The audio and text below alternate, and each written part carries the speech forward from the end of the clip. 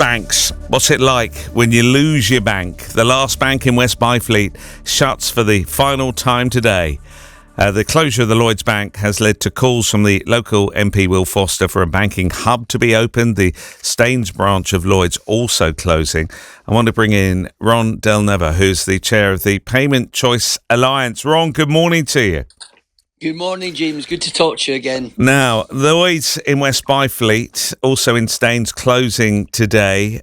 Tomorrow, Aldershot loses its NatWest Bank. More closures. It's a story you're hearing every day all around the country. Oh, yes. Well, we've lost 2 bank branches every single day on average since 2015. So we've lost thousands of bank branches, and really, Lloyds in particular have just thrown their customers not under a bus, but under those wild horses they're always advertising. Do they actually care about their customers? I don't think so.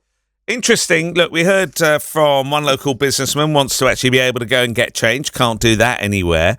There was a knock of, go and use the post office. But as we heard from the local MP, he says you can't use, you can't actually put a cheque in if it's a Lloyds cheque into the post office. And when have you ever been in a post office when there's not a queue anyway? Well, there's usually a massive queue because all those bank customers are going there now. But, it was great to get the call from Radio Surrey late last week, because we've just completed through YouGov a massive piece of research on what people want from banking. And I can tell you, and you're the first to hear about it, Radio Surrey are the first to hear about it, James, 76% of the British public said it was important to them to have a bank branch near them.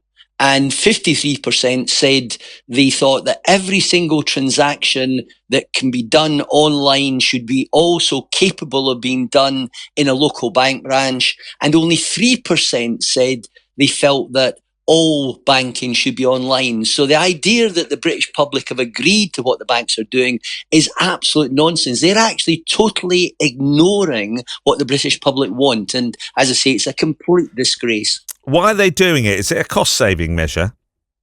Oh, yeah, they're trying to save costs. But as the local MP said, we saved them in 2009. The British public saved them. And now they're completely disinterested in helping the British public. It's totally wrong. The guy that runs Lloyds Bank, Charlie Nunn, got a 20% pay increase last year for doing what exactly? For robbing the British public of choice.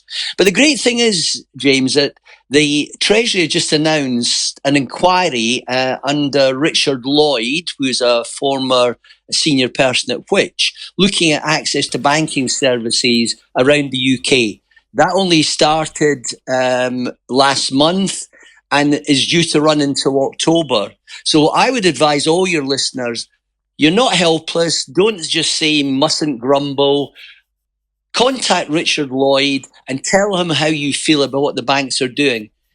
Tell him that you want a banking hub locally, and also tell them that that banking hub needs to be fully equipped with 24/7 ATMs and proper banking advice on all the things that people want to deal with face-to-face. That's what we need. And this is an opportunity for people in West Byfleet, in Surrey, and all around the UK to make clear to Richard Lloyd what they want. And by doing that, tell the Treasury also what they want. Appreciate coming on, Ron.